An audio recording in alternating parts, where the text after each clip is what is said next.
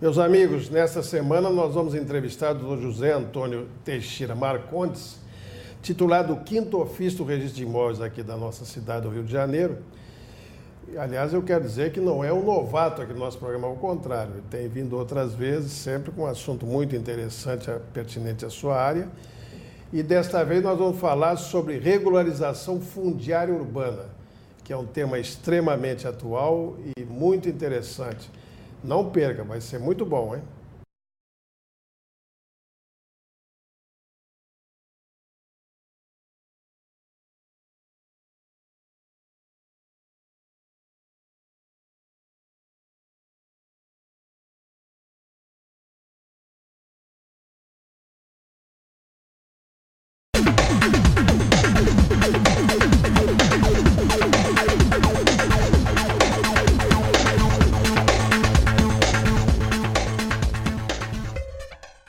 Senhores telespectadores, o programa Justiça Sem Fronteiras vai entrevistar na oportunidade o Dr. José Antônio Teixeira Marcondes. Dr.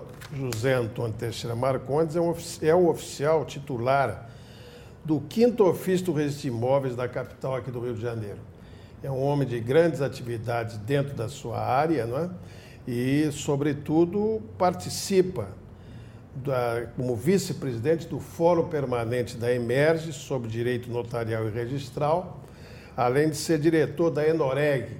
É um homem realmente de alto nível e vai conversar conosco sobre regularização fundiária. Como os senhores sabem, a cidade do Rio de Janeiro tem uma carência, eu diria, quase absoluta, não é? Pela regularização dessas propriedades que estão aí, se me perdoem a expressão vulgar, penduradas, não é? Nos morros aqui da nossa cidade. Muito bem, doutor Marcondes. Então, é mais uma vez aqui conosco, isso nos dá muita alegria, isso é uma coisa, uma experiência muito interessante para aqueles que não conhecem também, né?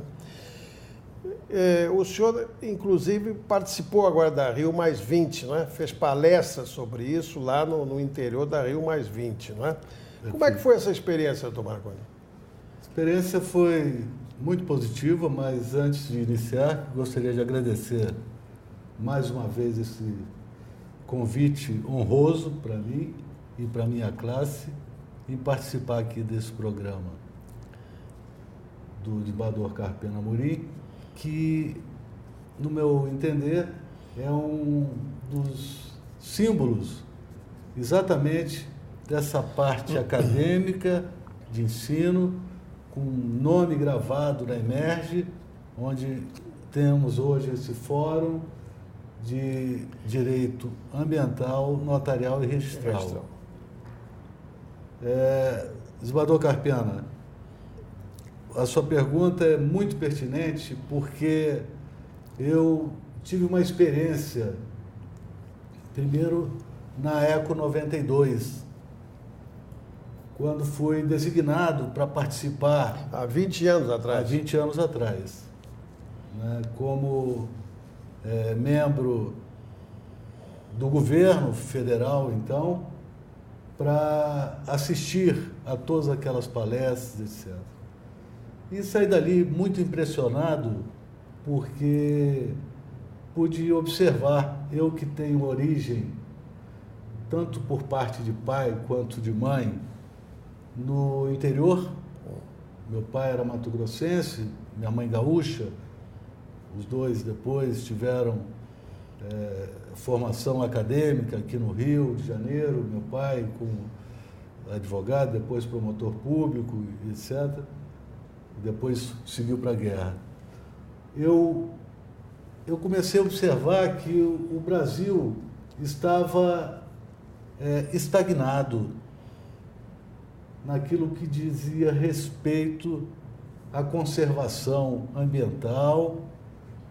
E eu falei no campo porque esse assunto diz respeito à parte rural, como também na parte urbana. Como todos nós sabemos, a Mata Atlântica está aqui dentro do Rio de Janeiro. É uma das cidades que tem maior vegetação densa do mundo é o Rio de Janeiro. É verdade. Né? E agora fomos agraciados com esse título da Unesco, foi uma coisa maravilhosa. É verdade, merecidamente. Merecidamente. Né? Porque nós moramos e vivemos numa verdadeira moldura de beleza que é a nossa cidade. Mas nós temos, como em todo mundo, também situações que muitas vezes quem vem de outros locais não compreende, não consegue entender. E aí é que nós entramos nesta área da regularização fundiária. Como o senhor sabe, como mestre em direito, conhecedor profundo dos direitos do cidadão, a nova Constituição da República fez questão de pontuar os direitos sociais, né, ao cidadão, à pessoa humana e ao direito de propriedade. É verdade. Esse direito, ele passou a ter uma atenção diferenciada no novo texto constitucional. Por quê? Porque o direito à moradia, ele faz parte da vida humana. É verdade. Né? E quando a Constituição fala em dignidade da pessoa humana, a moradia está incluída aí nesse conceito. Sem né? dúvida. E o que eu observei na ECO 92 é que o nosso país estava estático naquele momento. Tudo era judicializado, até porque a nossa cultura, a cultura brasileira, e se eu estiver errado, o senhor, por favor, não precisa nem pedir, retifique imediatamente, liminarmente a minha assertiva. O brasileiro tem mania de judicializar tudo. Isso é português, né? É coisa de Portugal. Quando, na verdade, hoje, agora já minimizando um pouco esse tipo de cultura, né, veio esse juizado de pequenas causas, que é uma cópia do direito japonês. Sim.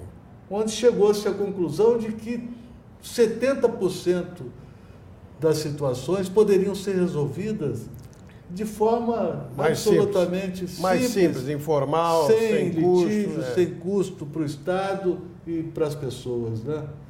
E com uma celeridade muito maior. Você sabe, Marco, não sei se você acompanha isso, mas quando eu saí do tribunal, nós recebíamos, naquela oportunidade, em 2006, nós recebíamos mais de 2 milhões de processos anualmente. E os juizados especiais já ocupavam a metade, 50%.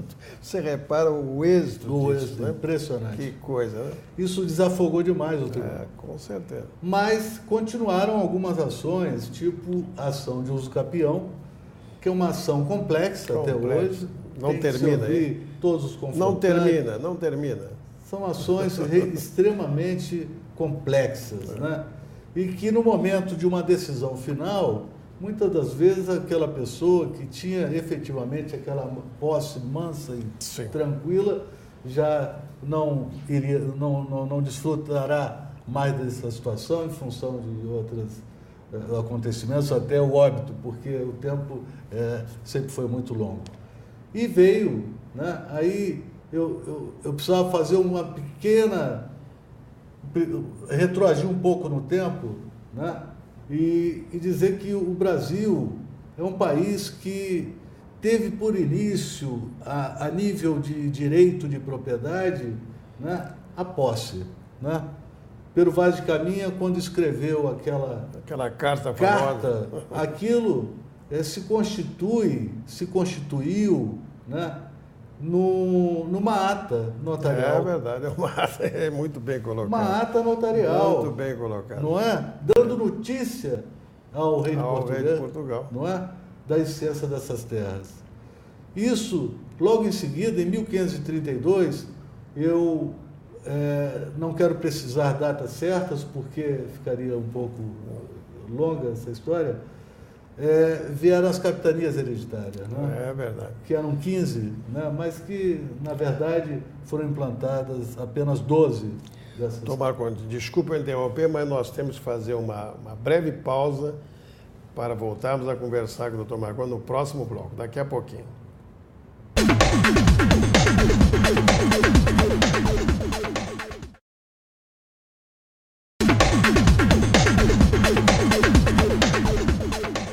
Muito bem, estamos de volta, o programa Justiça Sem Fronteiras, entrevistando o Dr. Marcondes, titular do 5º Ofício do Registro de Imóveis aqui da capital do nosso estado. Dr. Marcondes, mas nós vínhamos falando no bloco anterior da evolução da propriedade aqui no nosso país, que é um país cuja civilização pegou, né, de galho, né? Então, pegou de galho. Você vinha falando sobre... Eu estava falando do início, organização, né? A organização administrativa, da administrativa, né? Que foi a divisão, né, do território em capitanias hereditárias. Claro. Né? Então, designava-se o capitão. O senhor sabe que as terras, elas pertenciam ao rei, porque quanto mais terras, quanto mais propriedades o rei tinha, isso era sinônimo de mais poder. Não tenha dúvida. Né? Não tenha dúvida. O poder e a riqueza, eles andavam no mesmo sentido. E o rei de Portugal, quanto mais terra, o Brasil, né, com essa extensão territorial enorme, e com essa riqueza que depois foi se descobrindo. Mas, das capitanias, aí vieram os capitães hereditários, que foram permitindo, porque se criou uma certa conturbação no campo, em função do uso, né, de forma desordenada dessas terras. Né? Os capitães hereditários, né, eles tinham circunscrições, áreas territoriais, freguesias, e os usuários daquelas terras, muitos deles não produziam, não faziam a terra produzir, e por isso eram obrigados a devolver, né, ao capitão e evidentemente à coroa, ao rei de Portugal, né, aí já as terras como devolutas. Por isso essa designação terra devoluta, certo. É terra devolvida, né, a terra que não se foi utilizada de forma adequada. Convenientemente. Né? Convenientemente. Aí já pulamos para 1843, né, quando então veio o decreto 317, que instituiu o registro das hipotecas. Interessante esse fato porque dava-se mais importância à garantia, né, do crédito do que propriamente a propriedade. Sim. Porque a propriedade, de toda forma, ela pertencia à coroa portuguesa e não havia, assim, grande discussão. Depois, com a proclamação da República, sim, vieram outros acontecimentos, mas antes de 1800 e depois de 1843, veio a instituição do registro do vigário. Esse registro do vigário foi o que permitiu, né, que o rei determinasse o que era terra pública, tantos foram os avanços pelo interior, etc., e o que era terra particular, que efetivamente teria sido designada pelo rei para que aquela pessoa se utilizasse dela de forma definitiva. Essas terras eram definidas na presença de um vigário, né, daquela localidade. O declarante, que era o detentor desse uso, dizia ao vigário quais eram os limites de sua terra.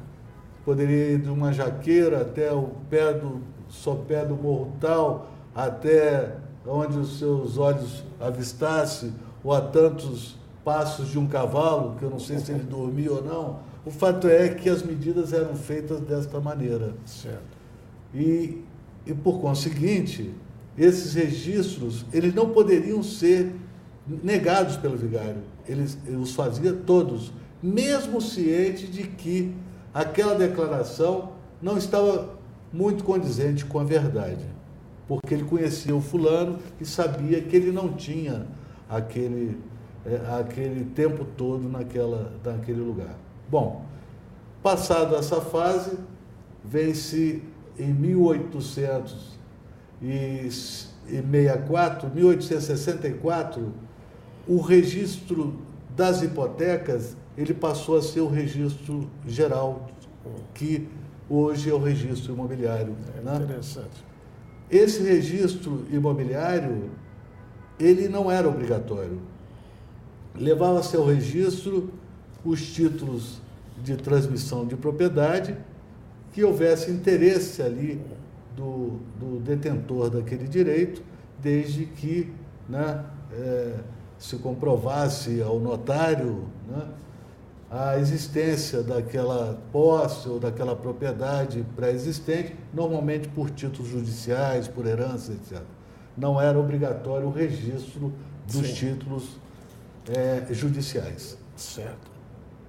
A partir daí, né, veio a República, em seguida, logo em seguida, né, podemos assim dizer, em 16, o novo Código Civil. Né? Aí sim, estabeleceu-se a obrigatoriedade do registro, mas não de todos os títulos, né? Porque o título judicial, derivado de herança, uso capião, título originário, eles não eram levados obrigatoriamente ao registro público imobiliário. Só em 1928 que, alterando os termos daquele código de 1916, né, estabeleceu-se a cadeia dominial. Aí sim, né, a especialização do título. Essa especialização obrigou que o detentor da coisa, se dizendo detentor por meio de um título, ele tinha que provar que adquiriu de alguém, e esse alguém teria que ter também o seu título devidamente legalizado. Isso passou a ter uma importância extraordinária. Extraordinária. Não é à toa, e o que eu vou dizer aqui, o senhor vai certamente achar um absurdo, mas isso é um levantamento feito pelo INCRA, né, dito por uma procuradora-geral do INCRA de São Paulo, que no Brasil hoje beiramos os 40 e poucos % de regularização fundiária. Ainda hoje? Hoje. A nível mundial, não passa de 2 a 3%. Poxa, que coisa. Porque na África, nos países comunistas, etc., o direito de propriedade, ele está surgindo, ele está eclodindo agora. Sim. Né?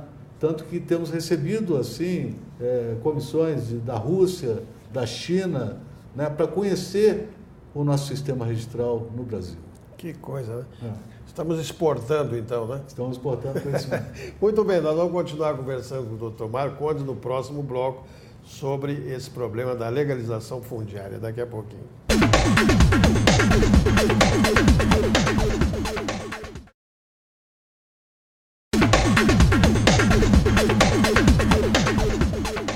Muito bem, estamos de volta, o programa Justiça Sem Fronteiras, entrevistando a oportunidade o doutor José Antônio Teixeira Marcondes, titular do 5º Ofício do Registro Geral de Imóveis, aqui da nossa cidade.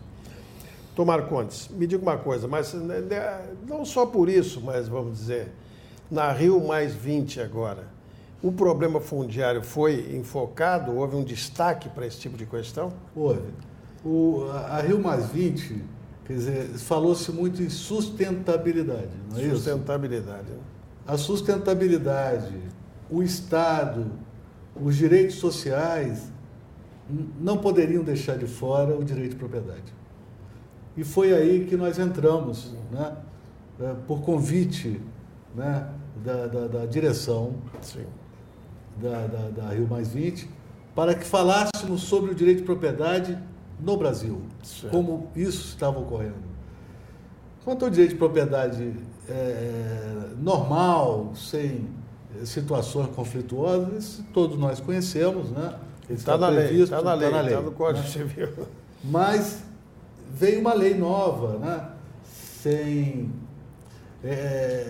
ter a burocracia da judicialização, né? No bom sentido, claro. Quer dizer, das dificuldades encontradas, veio essa Lei 11.977 de 2009, editada pelo governo federal, que possibilitou os registros imobiliários a legalização das situações de aglomerados sociais, que são essas comunidades. Né? Outrora chamadas de favela, né? Aquela planta lá da Bahia, que todos conhecem, daquela história de Canudos, etc. Aqui no Rio de Janeiro, lá no Morro da Providência, quando os soldados voltavam da Bahia, da Batalha de Canudos, até hoje aquelas mesmas famílias estão lá. Estão lá, os descendentes. Vieram com a esperança de ter aqui uma residência, uma moradia. Os títulos vão ser legalizados agora em função desta lei, né? Passados mais de 100 anos.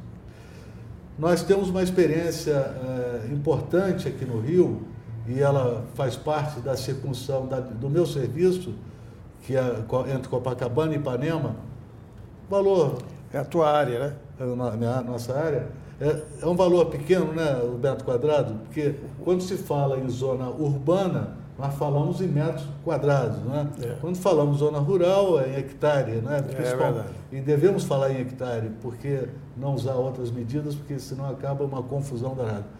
Então, o metro quadrado nessa região talvez seja um dos mais caros do Brasil, que está do mundo, esteja aí entre os mais caros do mundo, né? Ipanema, ali, Vira-Soto, Atlântico, etc.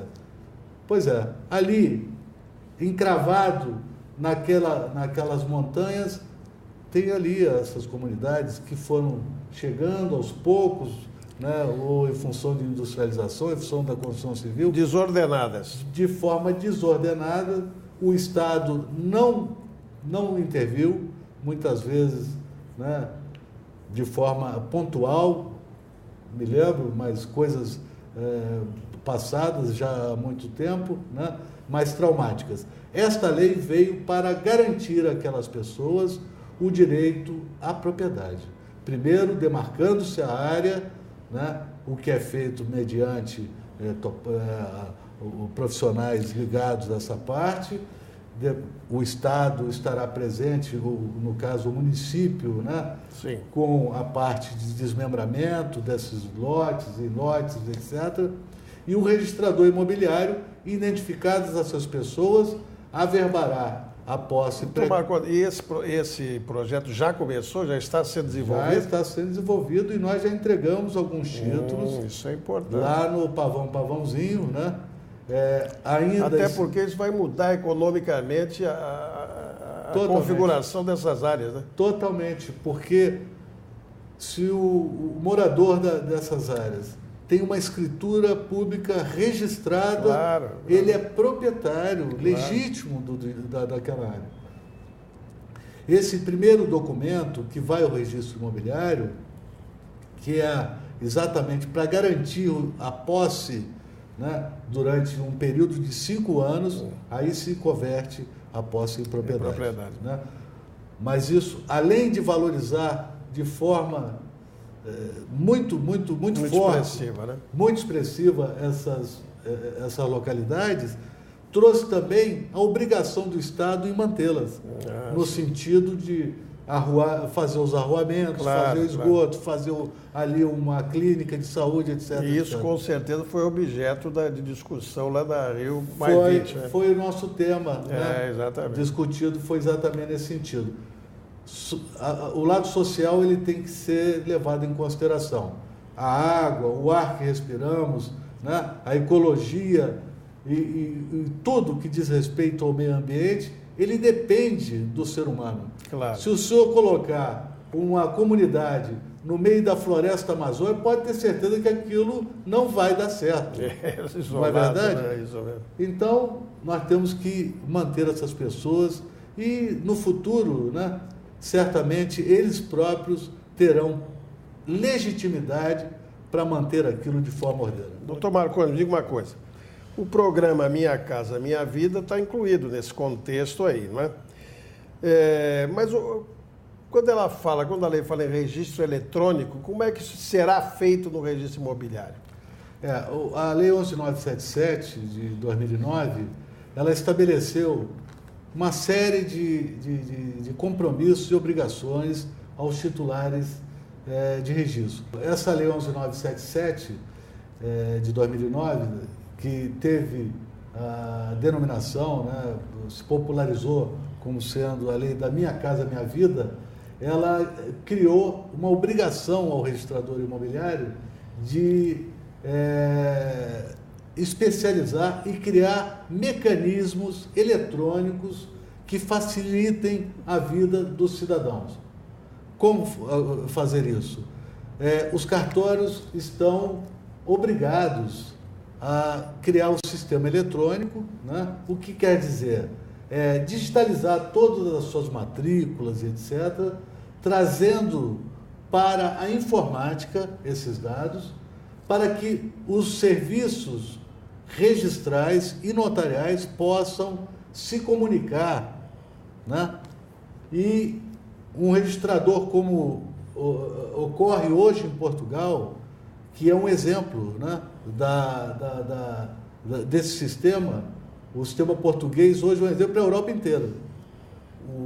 E o Brasil está nesse mesmo diapasão, ainda, evidentemente, que guardadas as proporções de área territorial, etc., e de população.